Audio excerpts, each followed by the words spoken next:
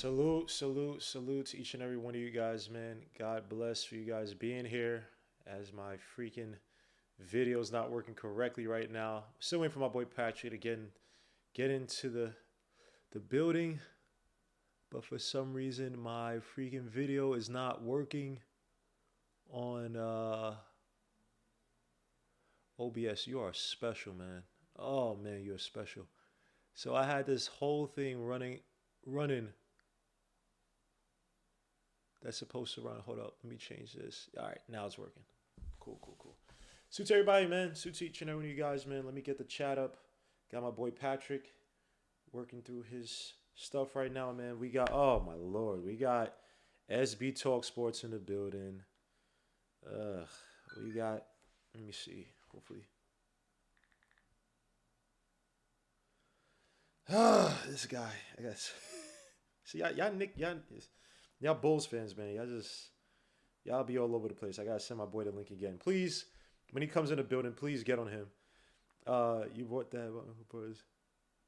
Yo, C-Mac, yo, chill out. That's my guy, man. That's my guy, man. Hold on, let me see. I gotta send the link one more time, man. We got SB Talk Sports in the building. Just allow me to freaking build it, man. Doesn't matter. Yo, son, you gotta be kidding me. Sorry about this, guys. There's some technical difficulties. Suit to C-Mac, man. The building. Suit to SB Talk Sports. Suit to Drip More Bakut. Salute, salute, salute, salute. We also got as I send my boy the link again. And SB Talk Sports. If you want to come up here and talk trash, bro, come up in the stream and talk some trash, bro. You're more than welcome to. Cause we need all your boy's gonna need all the help he could get.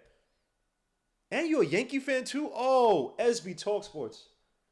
Gotta come in the building, man. You gotta come inside the building, man. Please, please, please, please, please, please. You wilding out, bro. You wilding out for real. If you don't come inside the chat tonight, man. We'll only be here for about an hour. It won't be too long, but we gotta chop it up, bro. Cause your team is garbaggio. Y'all last few games, what are y'all? Y'all 2-5 the last, 2-3 the last 5 games. Come on, Dunny. Come on, Dunny. I know y'all in second place, but that second place ain't gonna last, my guy. It ain't gonna last, my guy. Hit them likes, subscribe to the channel if you haven't already, man. We got 16 people watching, 10 likes, man. Hit the likes. He said we leaving DeRozan down tomorrow. Yeah. One of the ways to stop this Bulls team, it seems to be to blitz guys like DeMar, DeRozan, Lavine. The Bulls are one of the worst teams from rebounds.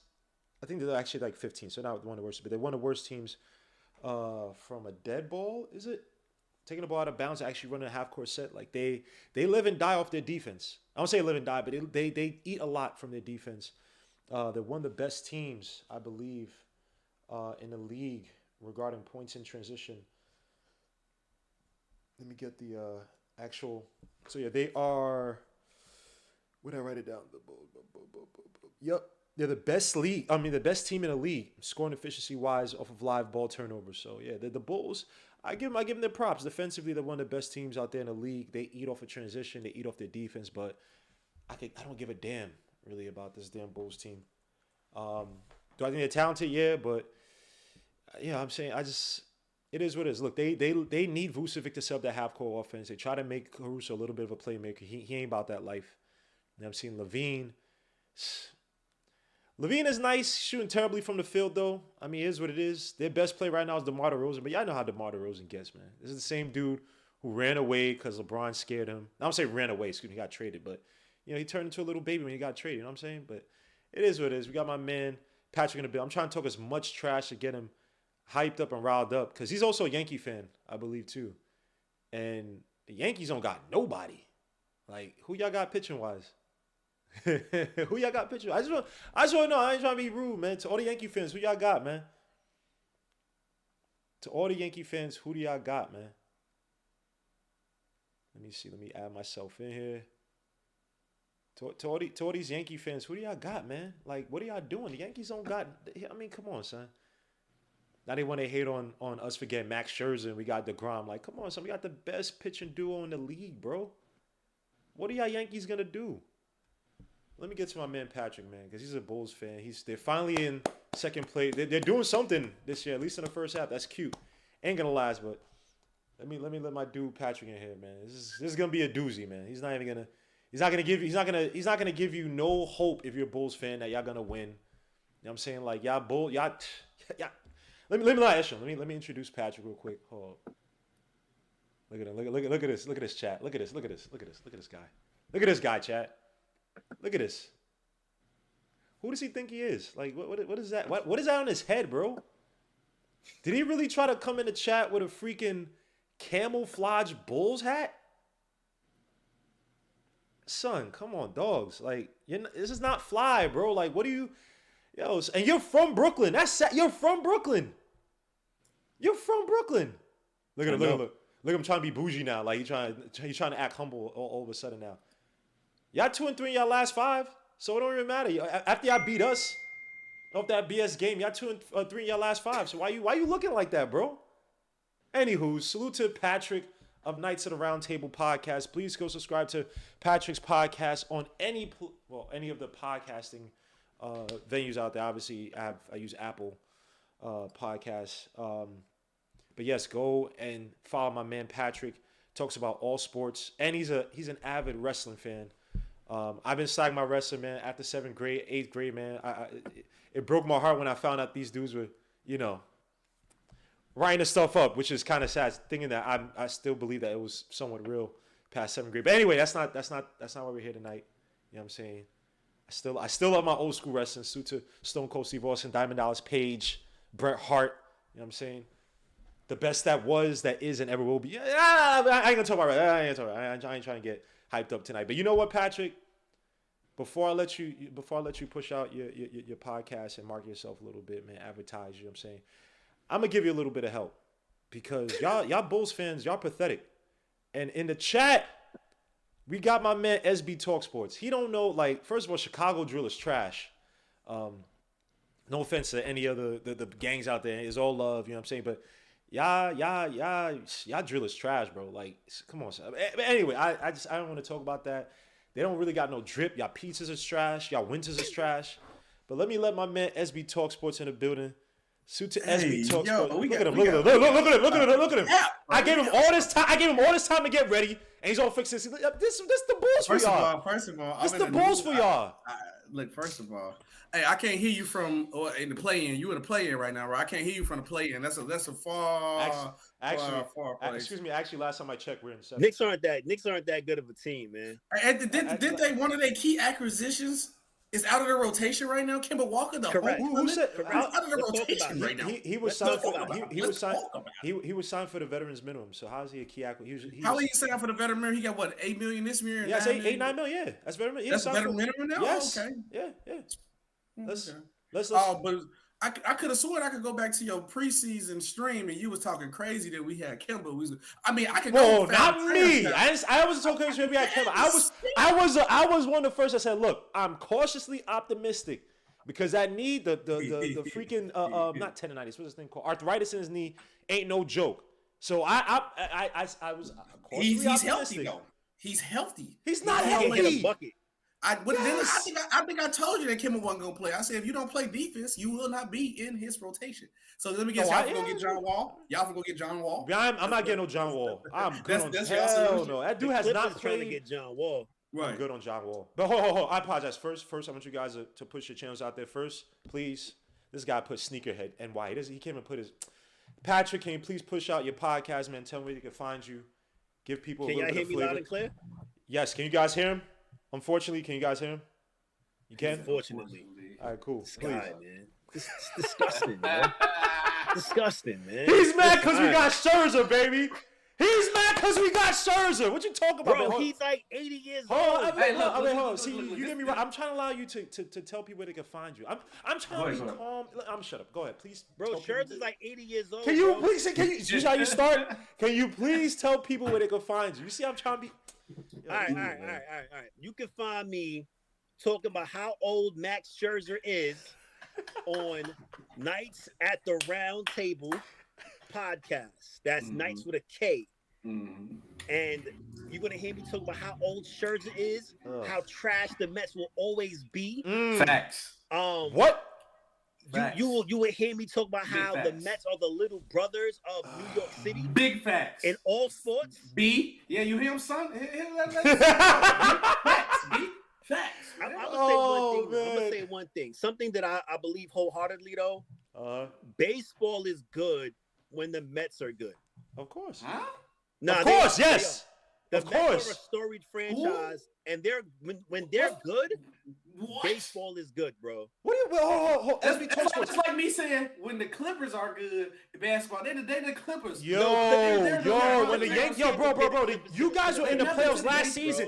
You guys were in the playoffs last season. Y'all don't even know how to run off of doubles. Y'all, come on, son. That's fine, but look, everything. Come on, son. Who's y'all pitching? Who's y'all pitching? Severino? Trust me. Who?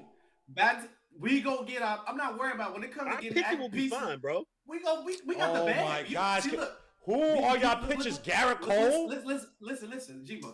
I know you're a Mets fan, so when something's wrong with your team don't make moves, so you're stuck with it. We're talking about the Yankees. We make moves. We not worried about nothing. We have a whole pitcher staff right before the play, right before this time. I'm not worried about that. So again, who's your pitching staff right now? Just want to know. Besides Garrett Cole, it don't matter. Okay, all right. I'm just making sure. Yo, this is the problem I have with Mets fans. Y'all will make a whole bunch of moves. Y'all will start 3-0. Y'all will start 3-0 for the season, and y'all will go. We going to the fight. We going to the World Series, and then by the summertime, by July 4th, your record is 1 million games below 500. Like, stop it, Oh man, because such and such got hurt. We was on a good. Yo, SB told me, can y'all please just tell me, right? This nigga sound Mo Vaughn and think they doing something. What? First of all, wait, hold sorry guys, no cursing, but hold on. But Mo Vaughn, first of all, ain't walking through them doors anymore, bro. Yeah. All right, so I wasn't a big fan of Mo Vaughn. I thought Roberto Alomar was gonna be nice. He was nothing for the Mets. But let me say something, man. First of all, can y'all stop putting Mike Stanton in clutch situations? How many times you see Mike Stanton strike out in big series? I don't know what you guys did against Boston. I mean, you lost. I don't know what he did in Boston. Mike Stanton. Who? Giancarlo Stanton, the one who changed Mike his name. Stanton was one of our old relievers. Don't get it twisted. No. His name used to be. His name used to be Mike Stanton. Oh, sorry. His new name and his new game is trash, bro. He is trash. Aaron, come on, son. What are y'all doing, son? Are you serious? Son, we got the two best pitchers in the league. Perez is on the field, man. Stop it. Stop the cap. Oh my gosh, man. You guys thinking y'all was doing something with Robert Ventura. On, so if we kept John Olerud, we winning that World Series, bro. Hey, Pat, this how bad it is. I really cut you off, Gmo. It's so bad. The Knicks finna get beat so bad. He got to talk about baseball. Word. All right. Hold on. SB. Legion of Knicks. We'll go back to basketball. You guys getting scared. We'll go back to this basketball because these guys are getting scared. So hold up. Let me SB. Okay, just making sure. Yeah, you already know he's a Bulls fan. Look at the back. Like, yeah, y'all both have terrible. I just moved. It ain't up yet. Yeah, of course. Of course. No flavor, no drip, nothing. Just like, yeah, of course. Yeah, you can tell he's a Bulls fan. Stop it. You can tell he's a Bulls fan. What y'all supposed to say? 1965, 1975. He probably ran some bum vans or whatever. I don't even know what y'all ran. What color TV out when y'all won a championship? Probably said what Gore-Texes. Don't worry about it. Don't worry about it. You only beat us that one game though because of missed clear path foul. And I'm gonna leave it at that. You see, I'm trying to get back to basketball.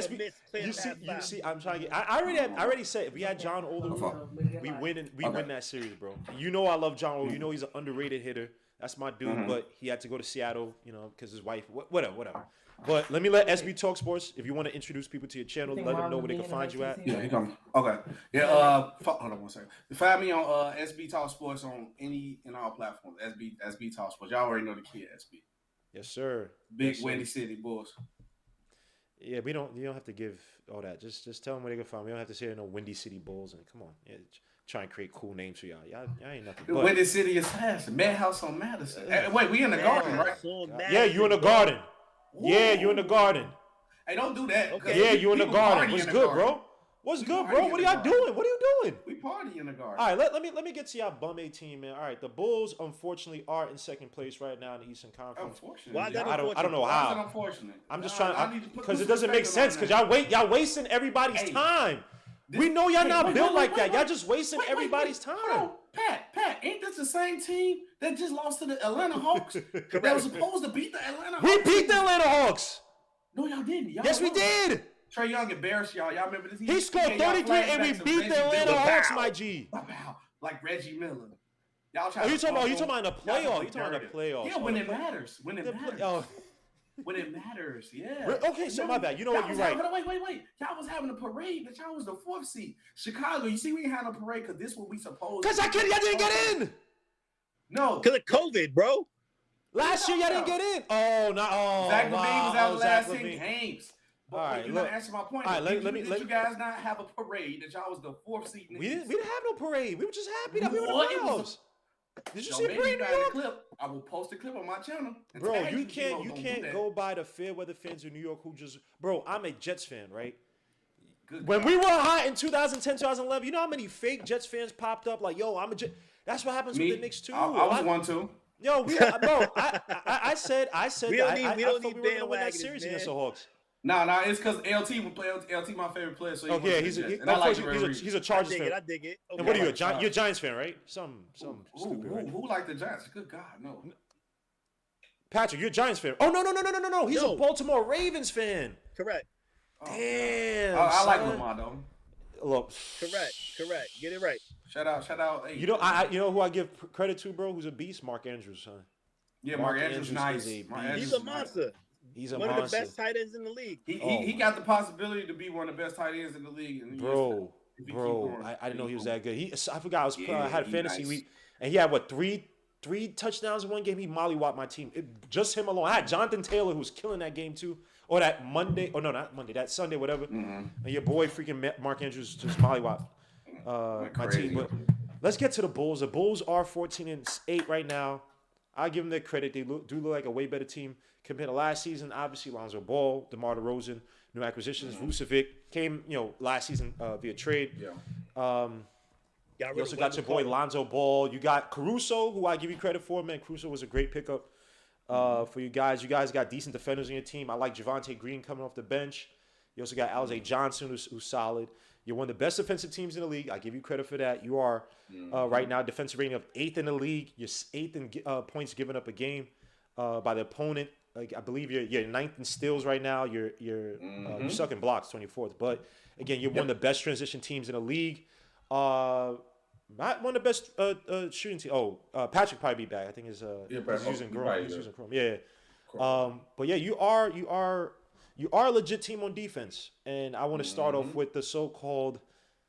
This pains me to say he's not going to win it this year. He's definitely not going to win it. But DeMar DeRozan is playing on very quasi, like discounted a lot, MVP levels right now. 26 points a game, about 49% from the field. He's averaging about 5 rebounds for assist, 33% from the three, which is terrible. But y'all know DeMar DeRozan is that 3-point shooter is going to come back down to earth. But he's been a valuable closer for you guys, man. How do you view him now? If Steph Curry didn't exist, where would you put him in the MVP race this season? Because they were like Steph playing out as well. I think he's still like that number 2-3 range. Because then you got to also put into effect of how Zach Lavine is playing with him. So it's like they really playing like a dynamic duo. I ain't gonna lie. What I say that I knew DeRozan was gonna play good, but I didn't expect him to play this good, which was great for us. And then the real question mark for the Bulls was coming into this season was our defense. So now that our defense is solidified, that was the only problem we had because we knew the offense was going to come. We got Lonzo, we got Boots, you got 3 guys who scored 20, a good playmaker, one of the best. Lonzo Ball is one of the best 3-point shooters in the league. Probably I got him top 5, maybe top 3, to be honest with you. Is one of the best shooters in the league. Are you out of your mind? I don't know. Are you out of your mind? This dude be bugging. Now, so I gave you leeway to listen. It was a point of time. Lonzo Ball led the league. I think he might still have a higher 3-point percentage to Steph. He's shooting 44%. Yeah, but Steph is shooting like 15 threes a game, man. Come on, but look this though. But Lonzo Ball had to pick his spots on his shot, and he had to be efficient because if he missed 2-3 threes and he only shooting 5 threes a game, your percentage is gonna be low, of course. So he has to be efficient. He's literally going 4 for 5, 5 for 5 a game, 6 for 7, 5 for 6. He's 7. Like he's very efficient, dog. Like you gotta give it to him. I ain't saying he's the best. He is. No. He's balling. Lonzo Ball, he is one of the better 3-point shooters, averaging 44% off of seven attempts a game. But Patrick, I don't know if you heard the question about saying, where do you put, if you take out Steph Curry existing, right? Where do you put DeMar DeRozan in this MVP race for the season so far? Well, even if you want to add Steph to it, DeMar DeRozan was third for a long time. So you take Steph out, then he's number 2. Yep. You really got to look at the landscape of the Chicago Bulls and what we've done. Like, just to echo to what your man was saying, I told a lot of people that signing Didi, that's why I call him Didi, signing Didi was one of the biggest things that we could have done. He's a playmaker. He's a scorer. He's a mid-range scorer. Lavine's an outside scorer. So that's your 1-2 punch right there as far as shooting is concerned. Yep. So DeMar DeRozan, if you really want to put it on paper, he is the difference maker of why the Chicago Bulls is in the position that we're in now, along with Caruso playing his tail off. Yep. Vucevic only had a good game the last game, which we scored, 30-something points. Yep. Other than that, he was give you 11, 10, 15. So DeMar DeRozan has been the most consistent. And to add on top of that, he should have hit that shot against the Knicks. No. We ain't doing that. He should have gave the ball to Zach. Zach off the. It was a decoy play. Everyone thought that Zach was going to get it. But he should have kicked it back out to Zach once he saw that he was double teamed. And this though. I actually want to I love that DeRozan is a difference maker, but I got to give more credit to Billy Donovan because there's something I love Thibs to death, but this is what Thibs not doing as a coach.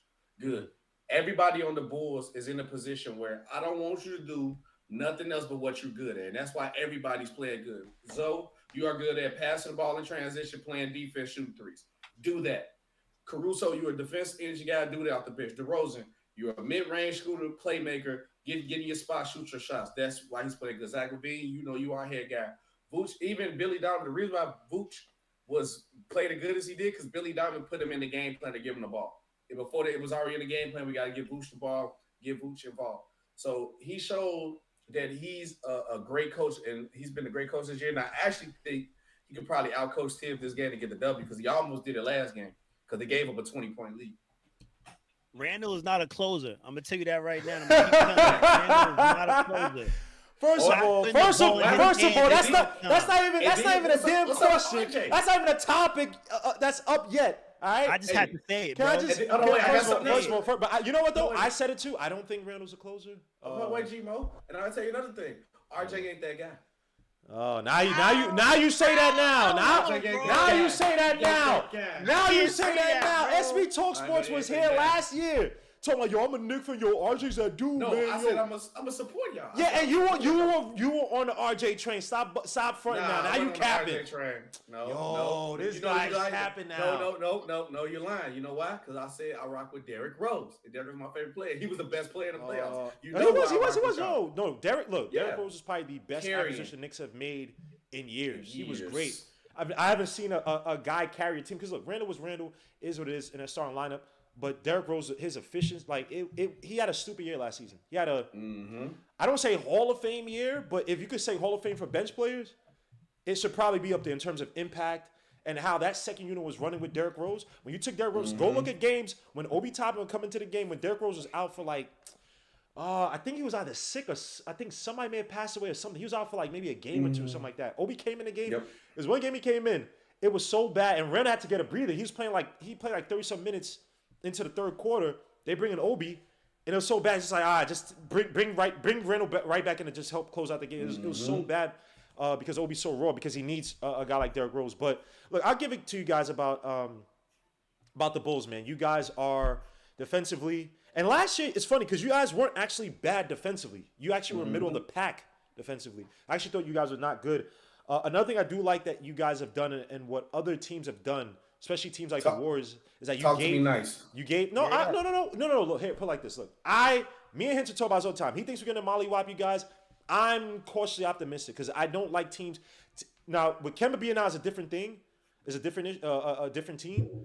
But I don't like to play against teams who are uber aggressive on the passing lanes and outside the perimeter, which the Bulls have proven they can be. The Bulls did it to us. The Raptors did it to us. I'm forgetting some other teams, some top defensive teams who kind of ran us out the gym. No, they don't. But that was mostly also because Kemba gave us some bad turnovers. But one thing I like that you guys do is that you've given a lot of important minutes to your rookie. I know I was not playing 20, 25, 30 minutes a night, but I like that he comes into game. It's not garbage time, or it's not because guys are hurt. Now, obviously, Grimes is going to be playing a little bit more because Kemba's out. Maybe that's Tom Thibodeau's idea the whole time.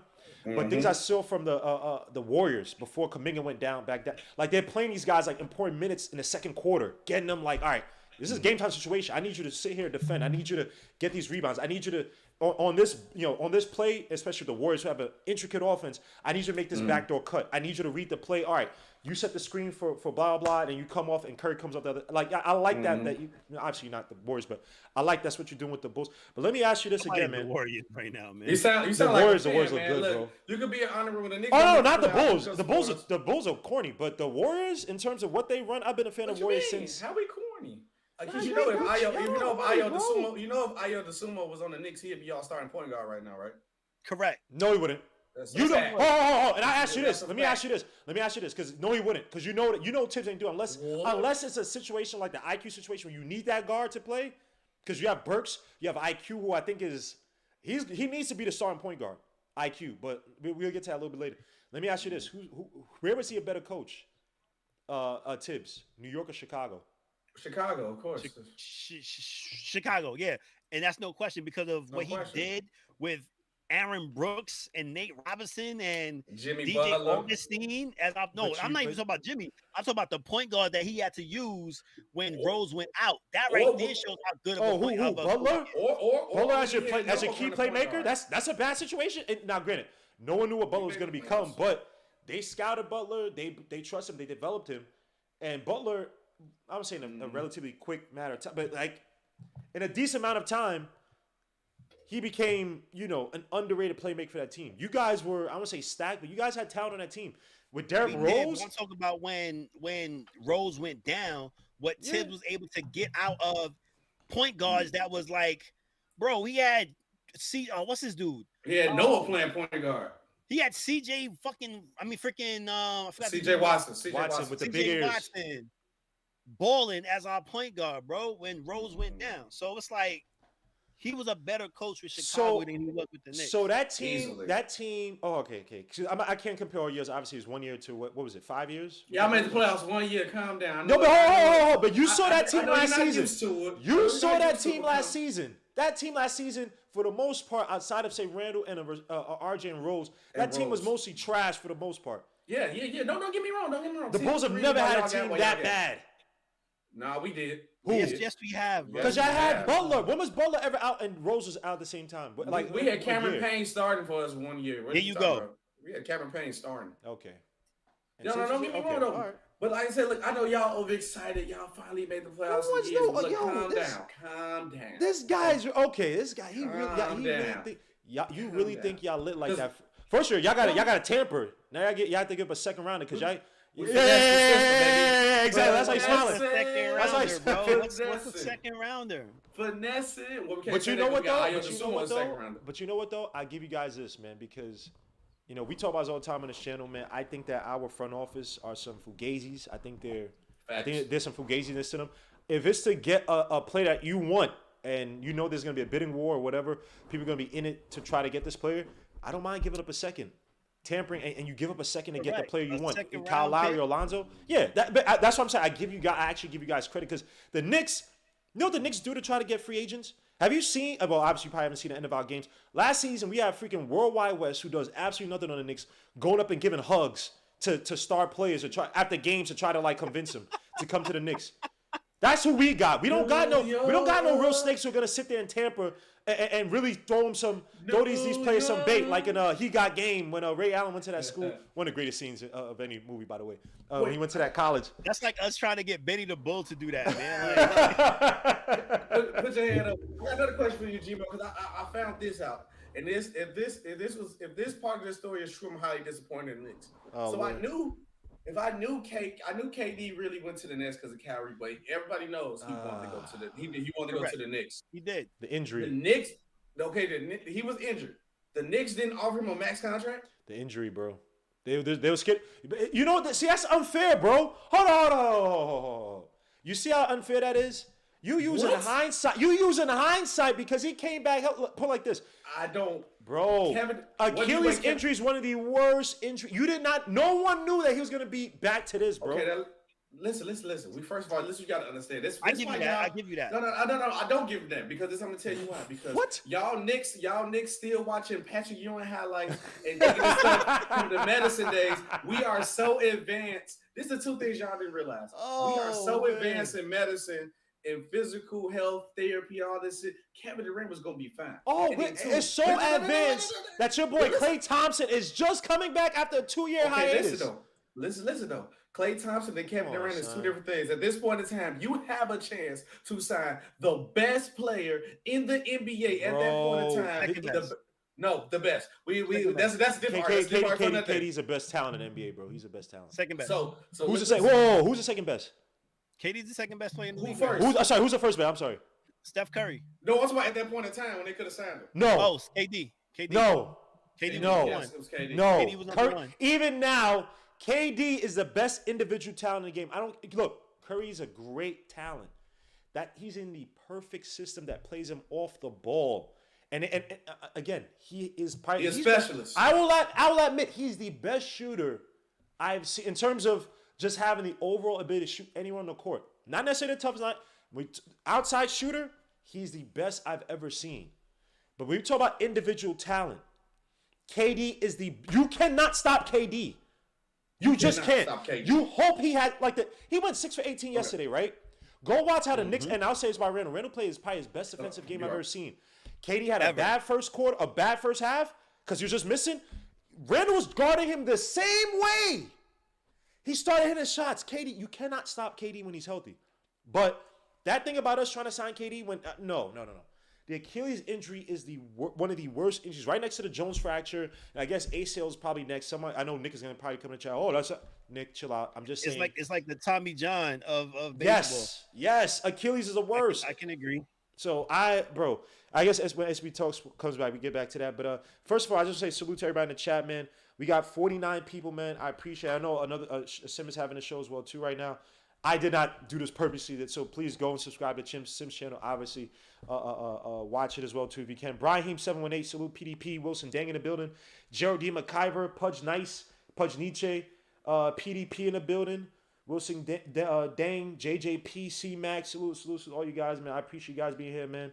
Corey in the building, salute. East Blue Drew in the building. Tay Too Short, salute my guy. Big Shicey in the building. Mike Morgan, my brother. Mothman Evolve, salute. We in here tonight, man. And I think that is about it. If I miss you, I miss calling your name out. AB, salute. If I miss your name, I apologize. Okay. My fault. I looked up for my cousin. No problem. My point I was saying is, no matter what, and the KD game is not based off his athleticism. No matter what, if you the Knicks. Because look, it's even to a point with the Knicks. The Knicks is such a goal, man. But y'all fan base, I give y'all that if anybody win, LeBron knew if he would have went to the Knicks and won a championship, he'd been able to go to the mic easily because the Knicks fan base is so heavy and y'all voice, I ain't gonna lie, y'all voice is impactful, dog. I give y'all that it will mean something if you win in New York, you'll get a statue. You got a chance to sign the best player in the league at the time, Achilles or not, who game does not depend on athleticism. You pay KD. That's not true. That it don't depend on athleticism. It just looks slow because he's a 7 foot 6'11" praying mantis. Shoots jumpers. But he's still using athletics because he has to still explode off of every step. He's not like a Jokic just playing down low. That's true too. So then y'all should have gave him a 1 year good money. But someone else could give him money, bro. He's a free agent. That's the thing. He's a free agent. He can pick wherever he wants. And here's the thing, though. Y'all could have had a talk, had a nice agreement. Like, yo, listen, KD. What messed it up? You know what messed it up? It was Kyrie having that bad year in Boston. Not bad year. Sorry. But that unconvincing year in Boston. Because remember, he wanted to come to the Knicks after his time in Cleveland. He put the Knicks as one team. He didn't put the Nets. All that stuff about, I grew up watching this. He did that after it came out. I was like, I think the Knicks, like, their interest in him was like, nah, because what he did in Boston, I don't care what no one says. That's one of the worst jobs for, like, a so-called elite player. He had all that talent and couldn't make it work. He started doing all these weird machinations in the media. Oh, they don't know how. Oh, they don't know how to play. They played better when he wasn't there. Yes, yeah, right. And yet, bro, that team. I don't they need him now, though. Guys were young, but they were stacked. That team should, bro. That team went to Game 7 against LeBron. They should have won. Come on, dog. I know Kyrie got hurt, but it's like, come on. So I think that after that, Knicks were like, nah, we can't. Like, it would have been a nice pairing to have a mature Kyrie, a focused Kyrie, and KD. And you could probably put KD to the side and say, hey, let it be. You know, we'll let him heal up. But I also think there's a lot of pressure on KD because KD, look, as great of a player as KD is, talent-wise, he has a beta mentality. He is not a leader. He's not a guy who's going to strike it out on his own. You tell me. You tell me when you've seen KD lead a team. He just did it now. He's doing it now. Gosh, dog, he has Harden. He did it last year in the playoffs, bro. He was a toe away from going to the finals. Correct. He didn't go to the Nets by himself, though. He's still with Kyrie, and he's still convinced Harden to come over. Probably angle for it. Come on, man. Y'all know that. And look, I think he should have left OKC. I'm not one of these people that, he has to stay with Westbrook because now everybody sees what I saw for years. Westbrook is a nut. He doesn't have it up here in the brain, bro. He's a nut. He's a talent. He's a nut. So you had to leave that. But KD is not going to go no place and build. Let's not talk about Westbrook though. That's I had to get me really defeated. Let's talk about the end. Let me get back to the Bulls. We'll talk about the end because he's horrible. We can talk about Westbrook, bro. Westbrook is an Arnold Schwarzenegger movie. All flash, no substance. Just straight. Horrible. He's a mental head case, bro. But let's get back to the Bulls. Doubles mean nothing. Continue. So we're gonna talk about your boy Lavar Ball, right? Lavar Ball is talking about trying to get, and I actually do like Lavar Ball. He's trying to get your boy. He's trying to bring the whole family together. Now, obviously, LaMelo Ball ain't going nowhere. I mean, LaMelo Ball is going to be a mainstay, but he's trying to get your boy LiAngelo Ball. Obviously, Lonzo signed for a 4-year deal. I still think Lonzo Ball is more so of an off guard. Stop the cap. No. I don't mean in a bad way, bro. He doesn't penetrate to the basket like that. Pause. He's not going to draw a lot of free throws. He's that type of player. But he play as a 2 who can facilitate. He's perfect. He's not a 2. He runs your offense. Bro, he doesn't. DeMar. Who runs it more, DeMar or Lonzo? Lonzo definitely runs it more. What are you talking about? Okay, look, listen. You didn't even watch Bulls games, bro? I watch they just beat when they beat 133 to 109. That doesn't count. DeRozan not running the offense if he runs up the court and ISO. That's not running the offense. And DeRozan shoots the ball every time he get it. No, he hitting now, but he do not pass the ball. Lonzo runs the offense. Compare our offense from last year to this year. That'll tell you who running the offense. Bro, I'm going to put it to you like this. I played point guard. I don't know if you ever played point guard in your life, but assists don't make you the person that runs your offense. I didn't say that. I'm not even going over that. I'm just saying. Breaking it up the court every time does not make you the point guard. I didn't say that either, but every No. The reason why I'm saying it is because it's a common misconception, and I don't need to bring it back to Westbrook again, but the common misconception is, oh, he got a whole bunch of assists, so he's running your offense. No, that's not running your offense. So I agree. I don't want you to think because Lonzo, and I'm not saying you, I'm just saying in general, I don't want you to think because he doesn't have 7 assists or 8 assists per game, he's not running the offense. Because running the offense is what Jason Kidd does, is putting you in the position to score, to better score. So, and it may be hockey assist or him directing you where to go. That's running your offense. So is that a Lonzo thing or Billy Donovan thing? Because you guys do have a lot of playmakers. DeMar DeRozan, and in a sense of that, I'm not trying to marginalize Lonzo, but in a sense of that, you got 3 playmakers because Vucevic is a playmaker as well too, and he doesn't get enough credit for that. A ton of playmakers. So does it make it? So that's what I'm trying to say. Is that Lonzo setting up guys, or is that more so Billy Donovan trusting? Like obviously you have schemes and plays to run, obviously, but you got such a, I don't say a high, but such a capable team that you don't have to have a so-called prototypical point guard. Like a Jason. We got a prototypical point guard. It's just that we got so many players that make plays, and then Lonzo assists would be higher too. But you got to think about this: Zach Lavine and DeRozan score off the dribble more of anything. You know, if you pass to DeRozan open, he pump fake and hold it for a couple seconds. They go around dribble, shoot a minute. You're not gonna get your assist. It's not gonna count. And then 2, you just got guys. Put DeRozan in a good position to do that though. Yes, but that's what really matters. Yep.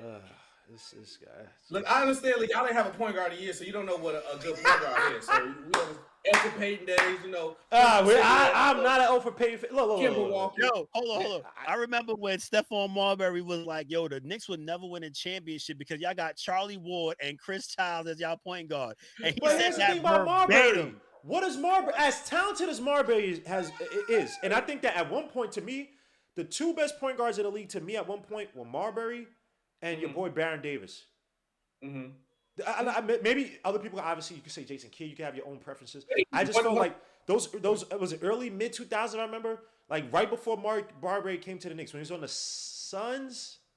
I want to say, even though he had his issues with before he got traded off, he has issues. Yeah, but you're bugging. sorry, not the. Sorry, I apologize. Not the two best. Sorry, the two strongest. Sorry, the two strongest point guards in the league.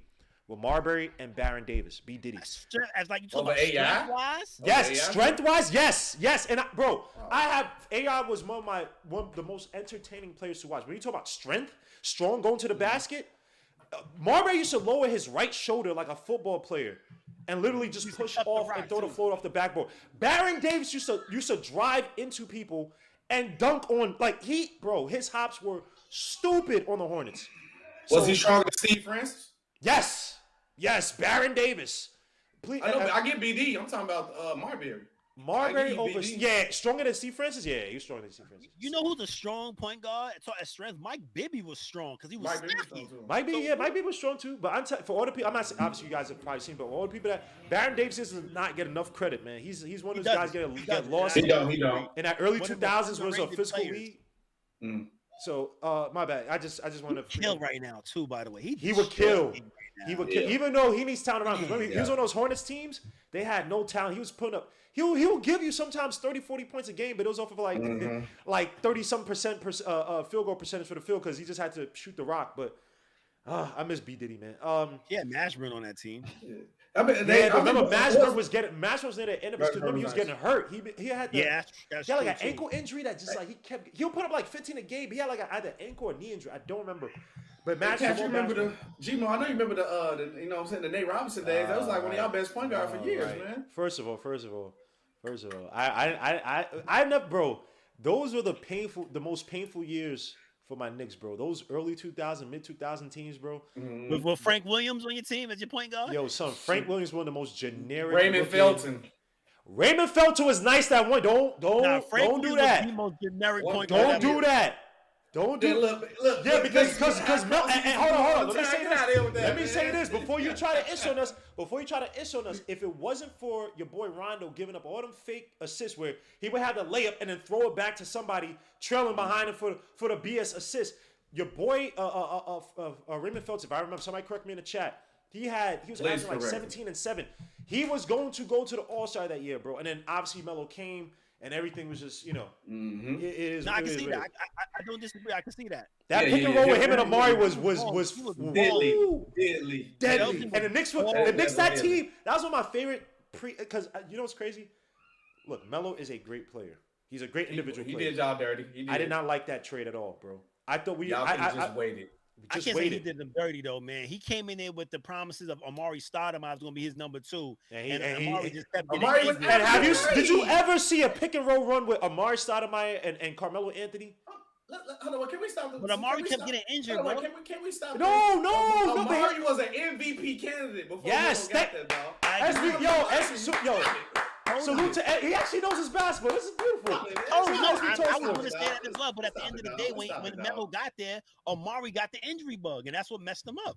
He had the injury bug on him, but the pick and roll, the way they were utilizing him, I think kind of preserved him. Then him being in the post because now he had to kind of find his spots and whatnot. Granted, he's probably going to get injured regardless. But I felt how D'Antoni, how they were using him before Melo came was perfect for him. And it made a lot of the guys. But y'all remember Landry Fields? Landry Fields was exactly. No. As we talk, let me help you out. I agree. No. I agree with you. Landry Fields was not a great player. In that system, he fit so well playing from the outside. And granted, look, your boy Blake Griffin, because he missed his first year, so then the second year or whatever, he became Rookie of the Year. But if it wasn't for Landry, because I think Landry Fields came in like 8th or 9th, so he probably wasn't going to win anyway. But he was up there in terms of Rookie of the Year, like or maybe 4th or 5th. I'm forgetting. No, Landry Fields had value in that. Yeah, he had. that team had value. But hold on, let me get to these bum-aid Bulls, man. So again, you got your boy Vucevic. Now it's interesting because when he was out, now I was just looking at the stats. I didn't watch the games that you guys did, but it seems as if I did. Now you guys beat us that one game without him. But what I saw from Vucevic early in the season, I was watching some of your games that he does a lot of playmaking early on, and then it seems like you guys go to your playmakers late. You go to Lavine and DeMar later in the game, but a lot of what I saw was a lot of screens by Vucevic, having the ball at the top of the key, waiting for guys to come free off of cuts to the basket, who make the passes. Like Vucevic seemed to be that type. And I know you said that he struggled with scoring coming back, but it seems like he does a lot more for your offense. Can you just give me some color on Vucevic? Where do you put Vucevic in terms of the so-called top 5-10 big men in the league? Because he ain't Jokic. No. Besides, like, probably I say Embiid. He probably like 4 or 5. He like 4 or 5. Give me the list. Because he got to go Jokic 1, Embiid, Gobert, and then I'll probably go Vooch, honestly. Over Cat? Even though, look, Cat, I think is Cat center or is he a power forward? Center. All right, big man. Okay, well then I go Cat. I go Cat then Vooch. Okay, I ain't gonna put him over Cat. I thought I was counting Cat as a 4, but Vooch is in that top 5 range. Probably no lower than 6. But if we talking big man, I don't know if I can put Vooch 5 then. But continue. Okay, I'll hear your 5 after my point. Vooch is just like now we're just trying to get him more involved into the offense because everybody was like, "Why Vooch not in the offense?" Then you wonder why our half court offense numbers went down because Vooch was out. That's where if we run through DeRozan and Vooch in the half court, but DeRozan just ISO, but we run the set through Vooch. The break is just Lonzo, like that. So it was just getting Vooch more involved at the beginning of the game to get him going. So like once Vooch get a bucket or 2, then he'll start defending. Because I'm gonna be real with you, I'm gonna say a bold statement. I don't care. The Bulls are one solid rebounder, a 4, or a paint defender for being a championship contender team. I can agree. Real talk. I can agree. The Bulls. Yes. Yeah. Listen, I would say trade Kobe White for Marvin Bagley, and that's it. That's what we need right there. Nah, he ain't worth it. He's not defensive whatsoever, bro. He'll give you buckets from the He's just not boards.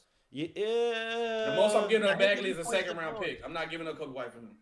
2nd round pick. That's the most you get for Bagley. They ruined his value. They did though. Yeah. Well, from just this year, because last year y'all had to put him at the garbage. Y'all had nobody else there. So I mean, yeah, okay, give me 2 minutes. Okay, but you cannot trash a Dodge Charger. You go Gmo sell me a Charger, right? You done read the tires out, you done crashed it up, and then you be like, oh well, it's still a Challenger, so you got to pay this price. No, you see what you did to the tires, my God, you're not gonna give me, you're not gonna sell me this. So the most you get from is a 2nd round pick.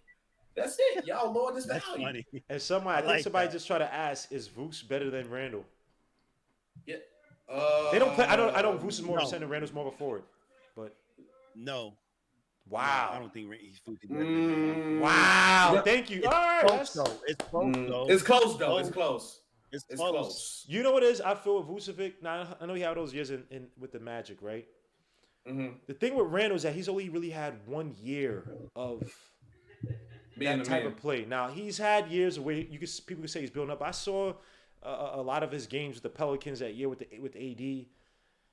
I saw some of the games with the Lakers because I remember that team. It was him. It was your boy D'Angelo, and I felt like they kept that team together. Ingram. I think they should have drafted Fox over Lonzo, but or Tatum over Lonzo. Yes. But that team had talent. And I like Ingram a lot. I like bringing him a lot. I think they misuse him terribly in LA. But so I guess Randall's had this trail, but I've never believed him to be that type of guy, even after last season. I feel like Vucevic has been more consistent in his role, like back to the basket, and then he developed his 3-point shot a little bit with the Orlando Magic. So I wouldn't say he's better than Randle, but I feel he provides you better stability than Randle. Yeah. Randle this season, y'all see what Randle. He doesn't. Randle this season, he's trying to do too much. He's not like yesterday was his best. Yes, he does try to do way too much. He thinks he's better than what he is. Yes, but he's New York. Y'all know y'all gassing Randle up. We didn't know. Y'all know y'all gassing him up. He been like do you hear me gassing Randle? Yo, bro, I'm not even a big. But y'all supposed to do that as a fan base, though. Y'all supposed to gas y'all best players. Y'all gassing like he the man. I didn't gas him. I had to fight against Knicks fans calling him better than freaking Jokic. Better than Tatum, better than who else they said? Giannis. I said, yo, bro.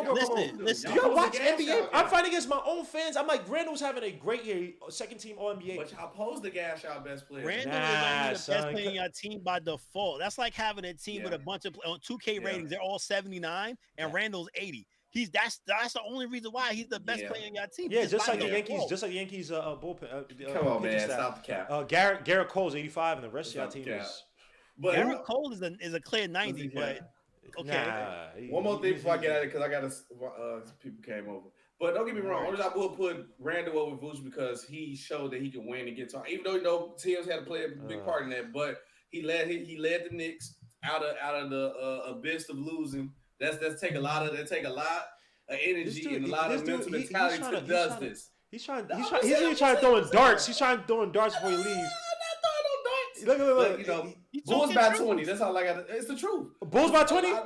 Bulls by 20. Look. He studied. He said, "We don't have. We're not playing Kemba no more. We're not playing Kemba no more. We're not playing Kemba no more. Vooch here this time. Vooch here this game. How about this? You want to put up a bet?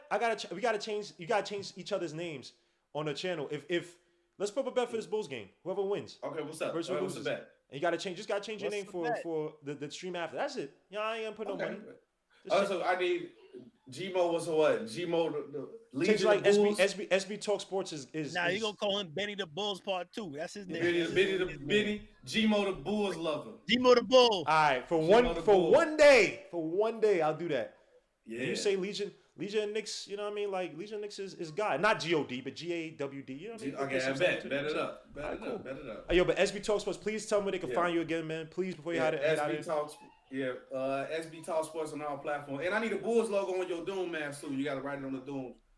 Put a Bulls sticker right there on the Doom's back. I like that. All right. Salute, y'all. All right, man. Salute SB Talk Sports. That's my guy, SB Talk Sports. Please go subscribe to his channel, man. This dude's putting in work. And I'm actually, I salute all the Knicks fans that come to my channel that I've seen on his channel, man. This dude has some great panels. Great spirited discussions, man. It's got to be going on for like 2, 3, 4 hours at a time, man. Salute to SB Talk Sports. Please go subscribe to my man's channel. We got 62 people watching, 63 now, 38 likes, man. Hit the like, subscribe to the channel. Salute to my guy, Alton Lee. Salute to Nikki Barrett in the building, stupid videos. So Louis says, Vooch has had 2 games, last game and the Knicks game. That's it. Outside those 2 games, Vooch has been garbage. I'll actually look at stats. You said that, but he hasn't been garbage, though. Yeah, he hasn't been garbage. I wouldn't say that. But yeah, let's talk about these bum-ass Bulls, man. This is terrible, man.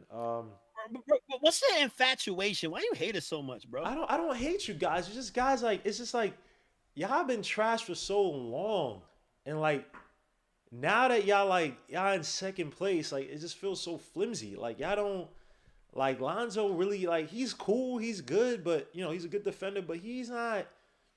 We playing better than y'all. You are, because we're underachieving. You guys at your best. You guys at your apex.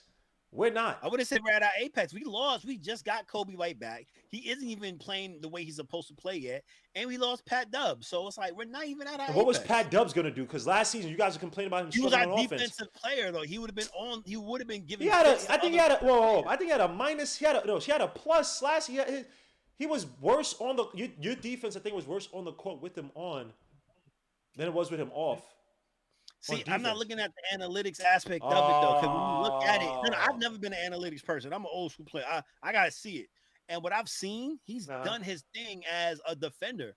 And he could give you 7 to 10 points per game, and that's production. That boy was scared to shoot the ball. He looking just like he did with FSU, Florida State. FSU looked good, but I thought he was overrated. Because I was watching Vassell, and I was like, yo, who is this dude? Because they kept talking about Patrick Williams. And even Devin Vassell was looking better than him on offense. Let me not say even. Devin Vassell is actually decent on offense. Come on. I'm going to have to go to the game tomorrow, man. I'm going to have to scalp a ticket just to freaking go and see y'all play. This guy, man. Let me ask you another question, man. So you guys, you talked about, SB talked about a little bit, your half-court offense. You guys have struggled with it a little bit without Vucevic. You know what I'm saying? So tell me, just talk to me about it, because you guys do have a great transition defense that leads to a lot of offensive opportunities for you guys on the break and transition. You know, just talk about your struggles in terms of setting up the half-court offenses. Is your boy Billy Donovan trying to do anything different? You know what I mean? Like, how's the offense kind of looked this season in terms of half-court play? It hasn't looked the best, but it's a lot has to deal with the fact that it hasn't been his best either. Even though it's just a small sample size, but what we did in Charlotte the way that he dropped his 30+ points, you would see glimpses of us running our half court offense through Vooch. And I feel like once he gets comfortable and he gets, I think also getting DeRozan kind of was like put his morale down, because now he's not the number 1 or the number 2. He's the number 3 guy on the team, and even the number 4 guy because Alonzo. So I think his morale went down a little bit, because, you're used to being the man in Orlando. Then you come here, you're playing alongside Zach last year. So, that kind of, like I said, it kind of hurts his morale. But if once he gets his mindset, saying, all right, I'm the 3rd or the 4th best player on this team. The offense is not going to run through me all the time, but when it does, let's make sure it counts. I think once he does that, and once Billy talks to him like, yo, listen, you're an integral part of this team. We can't win without you, which is the truth. We cannot win without him. Then you'll see our offense, our half-court offense, run that much better. And then it's curtains for the league if that happens. If it doesn't happen, everything's wide open. But if it does, it is curtains for the league, bro. I'm telling you right now. And I'm not saying that as a Bulls fan. I'm saying that as a basketball fan. No, you are. You putting a little spin in because you're a Bulls fan. That's cute. You guys. Not even, bro. So far, I'm not a super biased person, because I could tell you right now, if you guys trade Kemba and maybe trade Obi, top end. I know y'all love Obi, but if y'all trade Kemba and Obi for a solid wing or a solid big, get rid of Mitchell Robinson, then it's curtains for the league for y'all, because then y'all will be on point. Y'all will be probably the best team in the league if y'all get rid of Obi, Kemba, and maybe Mitch Robinson. Y'all will be solid. I will love. So I'm not a biased person. I would love a 3 on this team, bro. And everybody knows who the center I want to trade for, even though it's too late now. Miles Turner. I think he'd be perfect on the Knicks. I wanted him since last season. They were misusing him a little bit last season. I think he's found his niche. Not his niche, but he's found his proper role, because Carlisle knows how to use him as a bonus. But I'm not against it. I think Obi Toppin is developing. I'm not the biggest fan of his game, but if you could get better players for him, sure, do it. But he just doesn't have great value, because he's literally really only great in transition. Yeah, his shooting is terrible. He's shooting 18% from 3. He's not really much of a mid-range game yet. He is working on it, and his poster game is still work in progress. But he's never going to get the strength in the lower body leverage to really be able to post up on people. And he's so reliant on Derrick Rose. So it's just like, it is what it is. But I would love a wing. Guy, by the way, RJ Barrett is that guy. I'm sorry, I had to disagree. Okay, all right. So give me, because look, my son RJ Barrett, he's struggling right now. But talk to me. What is it that you see in RJ Barrett that you like in his game that he's not showing right now just because he's struggling? What do you like about RJ Barrett? I love his defense. I love his confidence is just through the roof. And last year he averaged 20.1 points per game, right? He averaged like 20 points per game last year, right? Yeah, like no, he averaged 17, so like 18, 17. 18 by 18, right? So he's one summer away from giving you 23 points to 25 points per game. So I love his confidence, and he can shoot the rock. He's gotten way better in shooting the ball. Again, his defense is showing, improving. But with him, I just love his overall confidence. I love his confidence. He doesn't get down on himself. And he doesn't allow his struggles to determine how he plays the game. And that's important, especially in a young player. That is true. He's struggling right now. He was sick yesterday, even though he shot okay in the Hawks game. Yeah, he was like 6 for 11, 2 or 3 for 5 or something like that, for like 15 points, something like that. But he does have his struggles. He needs another something. He needs to get that floater down pat. Again, he's regressing a little bit in terms of how he's attacking the basket, picking up his dribble a little early. But his confidence and the way he works so hard in his game, man, like look, he's not the most talented. He's not the most explosive. It's just I feel like you could build around a player like that as one of your young pieces. But we will see. But let me ask you this, though, man, because you guys have lost 3 of your last 5, right? You guys lost to the Pacers, who are a decent defensive team. You guys lost to the Heat. And you also lost to Houston, man. Houston, right? What? Talk to me about these losses, man. That killed me. What the hell is happening with you guys? How the hell did you lose to those teams, bro? Well, you lose to Miami because Miami is one of the best teams in the East. So true. That's a give or take kind of game. Like, you don't know what you can get out of that game because both teams are top 5 in the league. Mm-hmm. So that's a wash. I'm not going to worry about that game. The Pacers game, Sabonis didn't have a great game, but we didn't have Vooch that game as well. So that right there, you got 2 solid bigs in Sabonis and Miles Turner. That's going to eat us alive because once Vooch goes down, we don't have any bigs. Now, so that's that. But it is unacceptable to lose to the Houston Rockets, who only had one win coming into that game. And it's not like Christian Wood is a world beater. Like, he had a solid game, but he's not Miles Turner. He's not Sabonis. He's not Randle. You don't let him. And mind you, this is Houston without John Wall playing. And you give up a 20-some point lead. Another game that pissed me off, and I'm sorry if piss off is piss fine. We shouldn't have lost to the Portland Trailblazers after being up by like 1 million against them. Granted, CJ and Dame are two of the greatest players and scorers you will ever find in the NBA in any decade. Excuse me, but you don't lose to that team when you're up by 25 at one point in the game. We are not the Lakers. We're not supposed to let go of leads. We're not. So what in these losses, right? What's like the common weak point? Lavine, he wants to do too much. When we get down or when the game is getting too close, he wants to be like, oh, I can do this by myself. And he puts up shots, or he dribbles between three players, or he goes to the sideline of the opposing team and try to dribble through their bench. Like, he tries to do way too much sometimes. And I've seen it, and I told my boy about it. He was like, nah, Zach is the only player that we got that could do that. But just because he's the only player that we have that could do that doesn't mean you have to do it. Because it seems like DeMar DeRozan was like, well, I guess you're not talking about necessarily just closing time. It's just like, it seems like once you guys have a lead, you guys struggle keeping it. And I think that's another thing with like teams that there are a lot of new pieces, right? Correct. And you do have some success with it, right? Like the Knicks this season, early on, I felt like we also had the same issue where guys are trying to do too much when we're up. If you look at all the games where we're up and we lost the lead, or we lost a game after losing the lead, the Pelicans game, the first Bulls game, we were up 15 points here, 12 points here. And I want to say 12, 15, 16, 17, 18 points here. And we just went on these stupid runs where guys don't know how to control the tempo. And that's also a Thibs thing too, where he would try to get to Julius Randle, who's just forcing too many stupid shots, wasn't trying to play make, wasn't trying to, draw fouls, get deep in the post. I'm not talking about playing a high post and trying to dribble in and then the double team appears and you making stupid passes. Like we were struggling with that. So is it the same case where is it Billy Donovan trusting Lavine to do this? Because it seems like just like Tom Thibodeau, he lets the generals play and figure it out. Unless they really ish the bed. Is that Billy Donovan saying, you know what, hey, you guys gonna figure it out? Or is that Lavine obviously Lavine's not gonna get benched. But is Billy Donovan chewing out Lavine on the sideline like, yo, dogs, what are you doing? I don't think he is, and I think he needs to do it a bit more if he is doing it. But I think that our loss of leads, that's with any team. Like we coast. We think it's over. You get a team up by 25 and you kind of take your foot off the pedal a little bit. It's unfortunate though, but that's something that a lot of teams do. Like great teams don't do that. So that's the difference between being a great team and a really good team.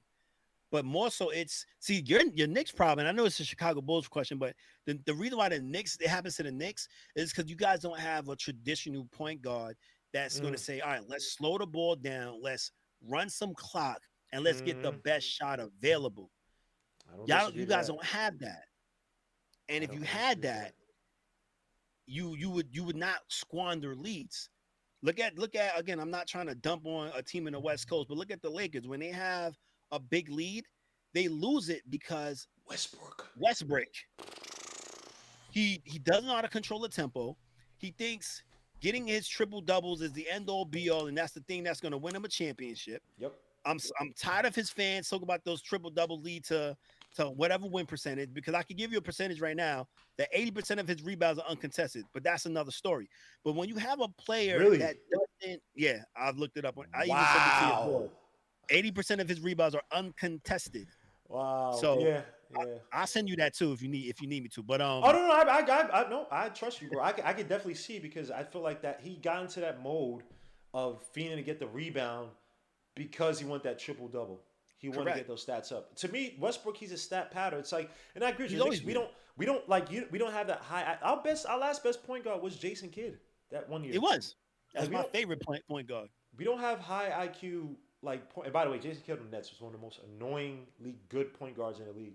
He's great Hall of Fame. He's gonna be Easy. He is a Hall of Fame already. Oh, he already is. Yeah, he's Hall of Fame. He already is, and he got screwed out of the MVP. They gave it to Tim Duncan that year, but it should have went to Jason Kidd because was that for him to 03? take the Nets, huh? Was that 03?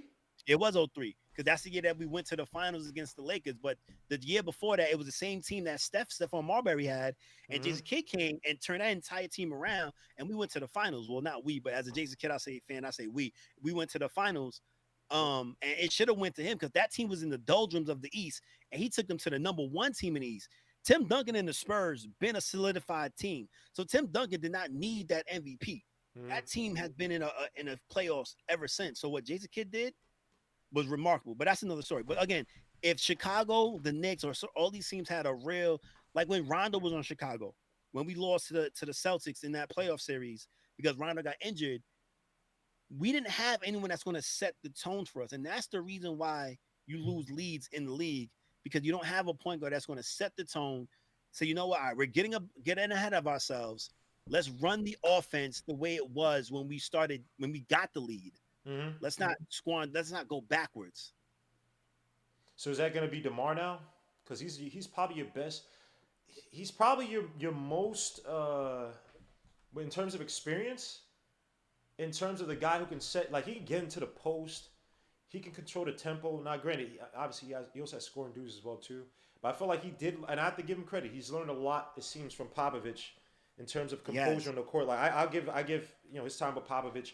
It seemed like Popovich also instilled in him a lot of confidence. I think he lost when he was with Toronto after losing to your boy LeBron James. I felt like he just looks like a way more composed player.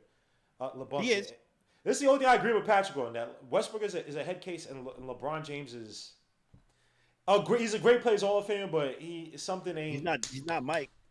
He ain't Mike, and I don't. You saw what he did the other game. He tried to shoot the free throw with his eyes closed. With his eyes closed. Like, bro, you're not. Come on, dog. You're not built like that. You're not Larry Bird. You're not Michael. You're not. When you talk about, look, there are Hall of Famers.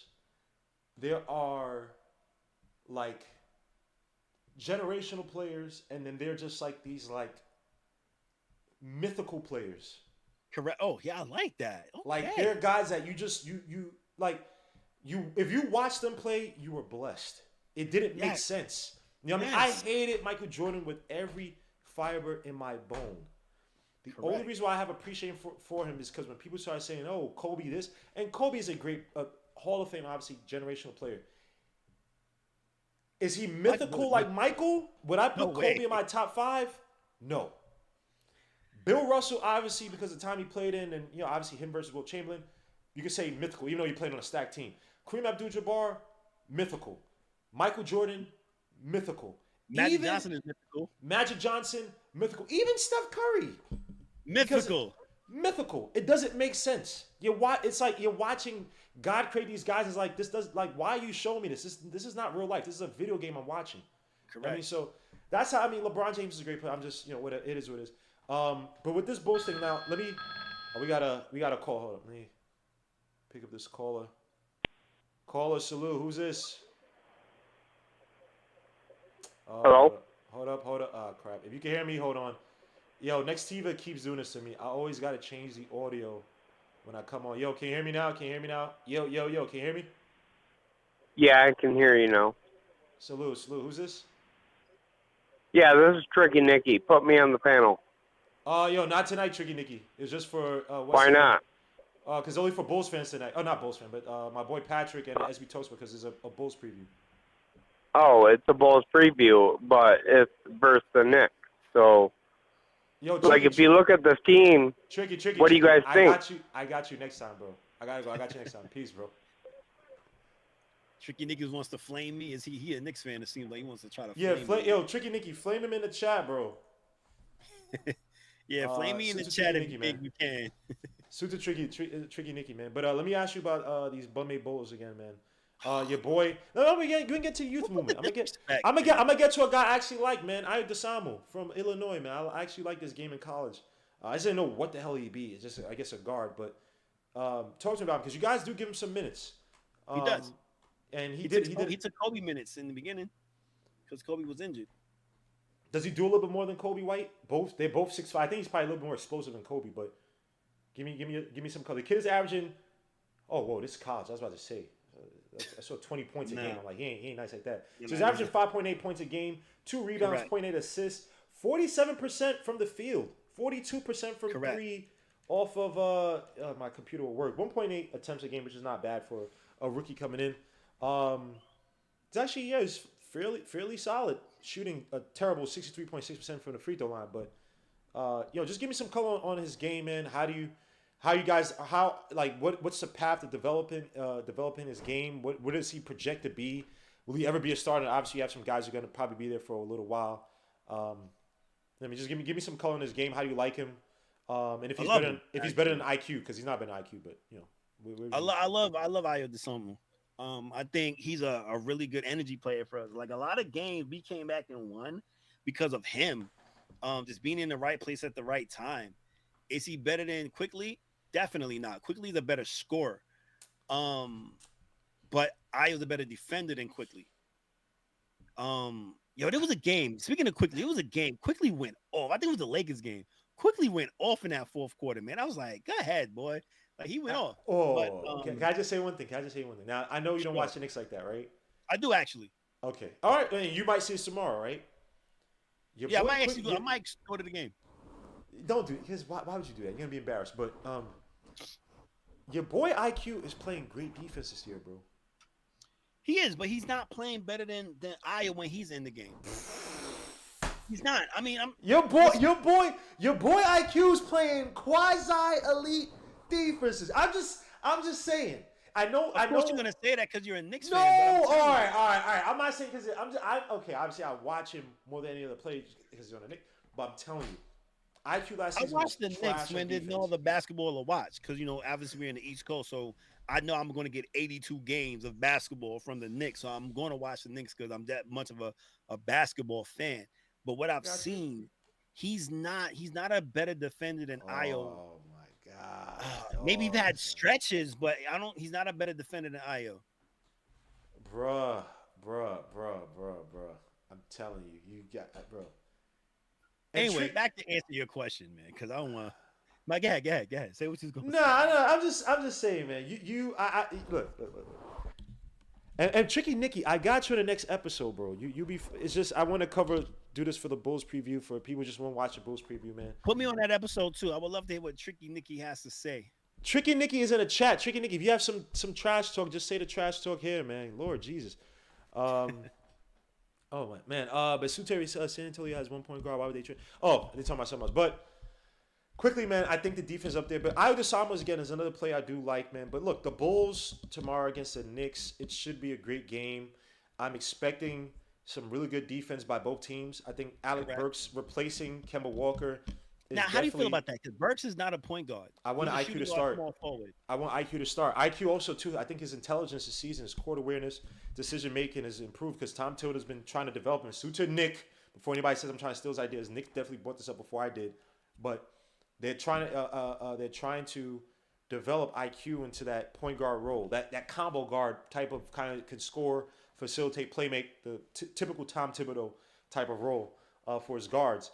And you saw from in the summer league, and I know he was having 7-8 assists a game, but it seems he was setting up the offense. Even this season, you see him setting the offense, getting guys in position, calling out the screens at certain times, moving to the other side to get the mismatch or to get the better side to drive to the basket, driving with his left and finishing with his right. He likes to throw that little floater and whatnot. So, and it just seems like his overall decision-making, playmaking is so much more improved this season. I wanted him to be the starting point guard, but here's the thing, and this is my conspiracy theory. Tom Thibodeau loves IQ. That is his guy. That's a guy he's staking his claim to in terms of development. But he wants Julius Randle to get it mentally. Because last season, I don't want to call it a fluke, but it's not typical Randle. And people have adjusted to Randle. Now they're playing the double teaming him in a post very aggressively, very early, getting the ball out of his hands. They force him to get to another level regarding his game.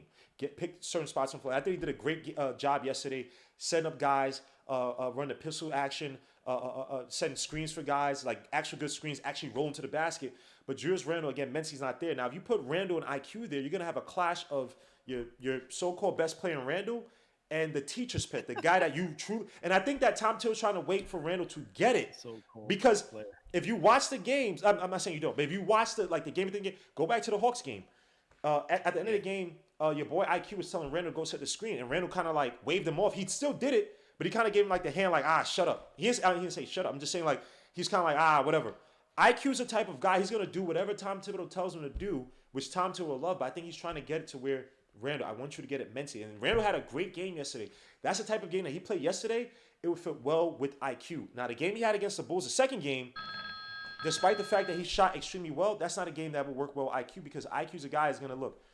The new IQ, I would say, is a guy who's going to try to set up plays, get guys in proper position, take smart shots. And I think he doesn't have a legit civil war between Randle. The people that agree with Randle, people agree with IQ. He's trying to smooth it in. Like, Burks is fine. Burks is a guy who can score. He'll concede to Randle, but I think he's kind of waiting for Randle to get it, and then he'll put IQ. Maybe IQ comes in second half this season, maybe next year.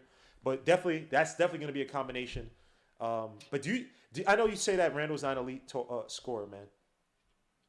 He's not. Please, talk about why, and we're coming in at the end of the show, so I'm not going to kill you guys. And everybody's probably want to go see whatever, and people calling in. I apologize. I don't want to take any more calls, man. I just want to have this good interview while we have Patrick here. Talking about Julius Randle. I mean, talk to me about his game this season. Obviously, he's struggling. Has the league figured out Julius Randle? There's nothing to figure out. Julius Randle hasn't figured out himself. He doesn't know what he is.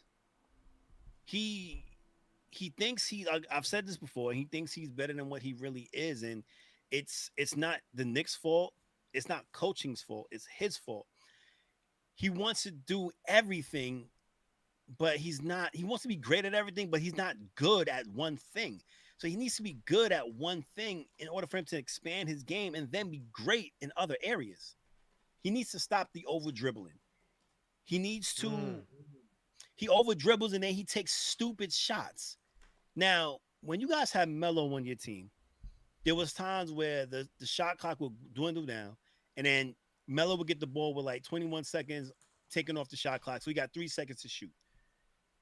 That is not Melo's fault. But when y'all do that here with the Knicks, with Randle dribbles the ball for 21 seconds and then thinks he can kick it out to somebody. And by that time, everyone is either covered or he's forced to take a shot in which he controlled the ball for the majority of the shot clock. That's not winning basketball. So he needs to better himself and figure out what he's good at. Is he going to be an outstretched four, or is he going to stay in the post, or is he going to be a mid-range? Once he gets that down packed, then his game will expand, and then he'll be a better player. But he also needs to let his point guards be point guards. He needs to know his role. But then again, you guys don't have a legit point guard. Right. And here's the thing, too. The same thing with Melo. Melo didn't trust the point guards until Jason Kidd and Billups came to the team. I mean, it's unfortunate because I think that IQ would work so well in the starting guard position. And him and Randle can have a deadly pick and roll because again, IQ is a guy that the flow of the game, his dribbling has gotten a lot better since last season, and he's looking for guys like he'll look for you on the alley oop. His court awareness has gotten, I don't say exponentially better, but it's gotten way better compared to last season. And I can agree. I guess Randle has. I mean, look, I guess again try to make it work with Burks, but I would love to see IQ out there just because it's deep. And Burks has played good defense this season too. I ain't taking another away from Burks. It's just IQ adds a great dimension to that starting lineup. But we will see, man. But my guy Patrick, I appreciate you coming on, man. We gotta do this more. I enjoy this. Hopefully I can have this. And again, for the guys who are calling in, Tricky Nicky, Chris, I'm not ignoring you. It's just that while I was in the flow of things, and I don't want this going for 2-3 hours, I'm going to have you guys on next time. So next time I'll probably have a Knicks versus Bulls show. I'll definitely, because SB Talk Sports was here. It was a spur of the moment thing with SB Talk Sports. Next time I try to see when his schedule's free, if we could do this for the next Knicks versus Bulls game. When I have him, I have Patrick on, and I have a few other Knicks fans. I'm not ignoring the average fan. Bro, all my fans in here are, I'm an average fan. I'm not famous. I don't know what... When people, if someone actually, two people on the street, 2 people on the street have said, "Yo, you're the dude." Not you're the dude. One who works at freaking Vitamin Shop over here said, "Oh, you be on Sim Show." He didn't even say my show. He said you be on Sim Show, and we're cool with each other. We just talk basketball. I'm an average fan who just has a decent camera and freaking YouTube and knows how to use a OBS. So Tricky Nicky is all love. Thank you for the support, Tricky Nicky. Suit to Chris as well too. Suit to everybody in the chat, man. Please, my guy Patrick, tell me where they can find you. I was gonna say something real quick. Tricky Nicky and Chris. You guys really want to be on the show? How about you come on my show real quick? Tell them where they can find you. Cause tell them where they can find you, bro. Please. Brandon said my boy Sim said you should have took his call. But anyway, he just sent me a text. But anyway, that was Brandon? Oh. Yeah, that was Brandon. Brandon said next time take my call. No. All right. Hold on. So, all right, Tricky Nicky's gonna hate me. This is my brother Brandon right here. Not my blood brother. This is I grew up with Brandon, this idiot. Hold on, let me see. This will be the only call because I know he's gonna troll.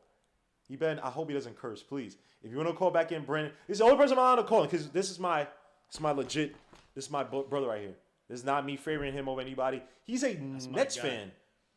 He's a fan of every. He's a bandwagon fan for all the top teams. The year that the Jets were hot, this dude was both a Patriots and a Colts fan. He doesn't know about sports. What? The only thing he knows about, he doesn't know boxing. I tried to tell him to have a boxing channel. He doesn't listen. But hold up, yo. Yeah. Hey, Tricky Nicky checking in. I want everybody in the chat and the fan base to hit those likes. Was Brandon Make sure you subscribe. Make sure you hit that reminder bell and select the all button for Legion of the Knicks. You think Tricky Nicky is crazy? You got that fucking right. I am. But I love this show. I love the people in the chat. And you can call me nuts if you want to, but that's okay. Hey, just please hit those likes. Like, we're at 50 right now. We should be at 100 by now. So, in my opinion, I just want to say this about the Bulls. Watch out for Lonzo Ball. Okay. Watch out for DeRozan. He is MVP status right now. And I can't see that guy backing down. And Zach Lavine will leave when DeRozan wins the MVP. But anyway, Tricky is out. I'd love to be on his show. No, you didn't even want me on your show to begin with. No. You're not going to say – wait, you just said DeMar DeRozan is going to become the what? He's going to be the MVP of this league. All right. What did he say? Salute. No. You're not gonna say no. He's not gonna hype up your stupid bullshit. He said the DeMar DeRozan is gonna become MVP. Hey, Tricky just wants to say good night. I love you. And hey, you guys, hit those likes. We're at 53 now. We should have 7 more. Good night, guys. All Bye. Right, peace out, man. This guy, Tricky Nicky. All right, let me get to Brandon. And please, Brandon, no cursing. Oh, I thought Tricky Nicky was Brandon. No, that was. Please don't curse him, Brando. Go. What's up, Brandon? How you doing, man? This guy. Chilling, bro. What's good with y'all, man? Yo, what's up with your boy Timo, bro? I heard you trying to slander my name, bro. Talking about I'm a bandwagon fan. Like, come on, bro. Yeah, because you're a Nets fan. Like that, now you're a Nets fan. You're a Colts and a Patriots fan. The year that they were good Pat against. Was good, bro. Yo, this guy, they ain't gonna speak over me on my show, bro. And Pat can't hear you because Pat can't hear you because he's actually on StreamYard and that's not connected to the YouTube. So you're talking to me unless Pat opens up the YouTube stream. If he goes to YouTube and goes to Legion Knicks and he can't hear you. So it's just me and you right now, bro. Okay. I can't hear nothing he's saying. But exactly. You know good and well I'm not no damn. Yeah. I stuck with my Patriots all throughout. You know what I'm saying? Don't try to play me, bro. Like, no, come you on, didn't. man. No, you didn't. Because you're a Patriots and a Colts fan, and they both hate each other. We're talking about your sorry Knicks and the auspicious Bulls. These Bulls are looking pretty decent. I'd be surprised if the Knicks make it. He used the SAT word. Yeah. Yo, Patrick said you're using SAT words. This guy tried. He listened to Sports Center one day to listen to Stephen A. Smith. It was the word of the day, bro. It was the word of the day. Don't get it twisted. Auspicious. Yo, this guy's annoying. Let me talk to you about because you don't know because you're Nets fans. Yeah, you guys had to get the refs. I'm not a Nets fan, bro. I'm a Lakers. Oh, you're fan. Oh, my bad. You're Lakers fan, bro. Y'all not doing anything this year anyway. So what's good, bro? What's good, bro? What's up, bro? What's up? Not doing nothing? What's up? What y'all doing this year? You talk to me. What y'all Lakers doing this year? Right. Yeah. Right. Your phone is starting to break up a little bit, James. Right. Yeah, I'm breaking up. Right. Yeah, your boy 87 on one. Yeah, exactly. Yo, tell me, before you leave though, what happened to your boy Teofimo, man? What happened, bro? Teofimo, listen, even in the fight he had against Lomachenko, I actually felt like the first 6 rounds, Lomachenko just took those 6 rounds off. And I don't know what Lomachenko was thinking, but I feel like Lomachenko dominated him in the second half of that fight. So I knew that he had to come with a better performance. I didn't even get a chance to see the fight against Kambosos because, like I told you, I took wifey out for her birthday, so I couldn't be on my phone while while we out at Noble.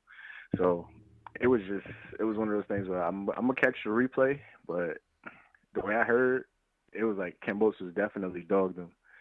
So I mean, I'm definitely interested in checking it out, but Tio's a great boxer in my opinion. He's a great boxer, but he shows up when he wants to. And what it probably is you got to remember, he fought right before Thanksgiving. I think he probably went into Thanksgiving dinner. Had Thanksgiving dinner, and then that weight drain that he had to do, it took a lot out of him. So I don't know. I can't sit here and make no excuses for him, but it's probably a number of things that could have occurred because he delayed the fight twice. They should have fought back in July, and they should have fought back in September, I believe. But one of those times he pulled the COVID card. I don't know. Is his father an issue? His father could be an issue, but at the end of the day, you can't really make excuses. It's just like he's the one that has to get in that ring and figure it out. Like, I mean, yes, the strategy is important, but if you're a good boxer, as he says he is, if you think you could beat the likes of Devin Haney, you have to be able to make adjustments. So he would have to go in there and have to make adjustments. And from the way people were telling me, like I had like 4 people text me that night. They were like, he did not make adjustments at all. So if you can't make adjustments, you can't beat the likes of a Devin Haney. Therefore, you should not be saying, I'm undisputed. I know, especially when you have a fake belt. But again, this is my boy Brandon. I'm waiting for him to open up his own boxing channel. He knows this is nothing. This is like little, like this is not even like this is like candy stuff that he, in terms of his boxing knowledge. So again, once he opens up his boxing channel, I want everybody to please go and support it. He knows his boxing. He's just lazy. He's built like freaking Ahmed Johnson after the injury. You don't. Disrespectful. Nah, that's why I'm joking. But he'll knock you the F out. But shoot to my boy Brandon, man. Definitely if you can catch us later, man. I know he's done busy. He has his family, everything. He's done busy. So thank you for calling in, Brandon. Most definitely. Thank you for having me, fellas. Yeah, have a good night. Don't try to sound formal. You have a good night. Shut up. Yeah. Yo, I'm joking. Peace out, Brandon. Peace out.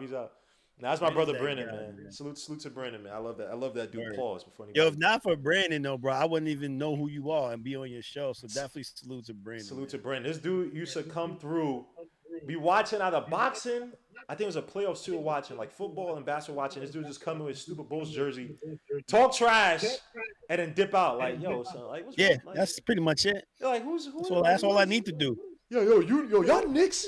Yo, son, but I'm like, yo, son, y'all not even in the playoffs, son. Like, how you talking trash? Like, because again, we actually should have made the playoffs last year if not for that protocol nonsense that they put Zach Lavine in because LeBron went to a party and he still was able to play. I agree with that. It was like, come on, dog, don't do that. I agree with the LeBron James BS. Because LeBron James runs the league, so I mean it is what it is. He does. He ain't running it now though. He got to sit out 10 games because of 10 days for the COVID protocol. Also, I can't believe he said that he did not hit Isaiah Stewart on purpose. Like he literally turned around and put a punch right in his face, bro. He did. Like, stop it. He did. Yo, but guys, please hit likes before we head out of here, man. Again, Patrick, my brother, I appreciate we gotta do this more often, and that's on me because I keep saying we gotta do it, and I've just been stupid busy, but I definitely it have seems a like lot you more only time. put me on the show the day before the Knicks and Bulls play, but it's okay. Whoa. I did only That's what it one. seems like. I did since I last talked to you. I may have only did one other non-basketball, like following the game, watching on the show since then. And I know everybody don't like do watch ons. That's perfectly fine. So the last time I did it weekly was this Monday. So I've been stupid busy for the last 2 weeks. So I couldn't even do anything else but do the games. If you want to come on the next weekly where we're talking mostly Knicks and stuff, you are more than welcome to come on. Come on whenever you want me to come on, man. As long as I ain't got nothing to do. If I'm not recording for my show, whatever you want me on, man, you send the bat signal. I'm sorry, you send the bull signal, and I'm in there, yo. All right, I got you. And again, my boy Brennan. See, Brennan, we got don't block PDP. Don't block what PDP said, man. PDP put up a good comment, man. He said, the thing I do know is that Cambosa's undefeated and Tio and Loma at least got one loss each. You know, J Money said this is awesome. Yo, we got people who like boxing this channel. C Mac likes boxing. So please, don't. If they talking about other sports and stuff, don't block them. Let them eat, man. Because I'm trying to get my boy Brennan to open up his own YouTube channel for boxing. The kid knows his ish. He probably should have been a damn boxer himself. He knows it. So word, I can agree. Let's force that atmosphere here, man. Please don't block PDP, man. I apologize. I don't know why not blocked him, but I don't know why y'all hit his message. You know what, PDP? I'm gonna make you a moderator, so you can't be blocked anymore. But yo, guys, I appreciate it. Please catch us here tomorrow. I don't know. I assume the game's at 7:30. Catch us at 7 o'clock before the pregame. To do the pregame pregame breakdown on the Bulls. Until then, peace, salute, God bless. Patrick, my brother. Please tell me where they can find you at one more time. Catch me at Nights at the Round Table Podcast, and on IG it's Nights RT Podcast. Send me a DM. Email me at nightsrtpodcast@gmail.com. Everything is Nights RT Podcast. So holla at me. And Thank you, bro. Appreciate you. I will pin that tomorrow when we have a lot more people. I mean, I'm not saying 68 ain't a lot. 70, we had 70 at one point, but during the games we have a lot more people watching. So I'll definitely pin it and tell people to check you out. So please, like my boy said, please check my boy out. Nights in the Round Table. Until then, to tomorrow, peace, God bless. We'll see you guys later. Peace. Peace and love, everyone.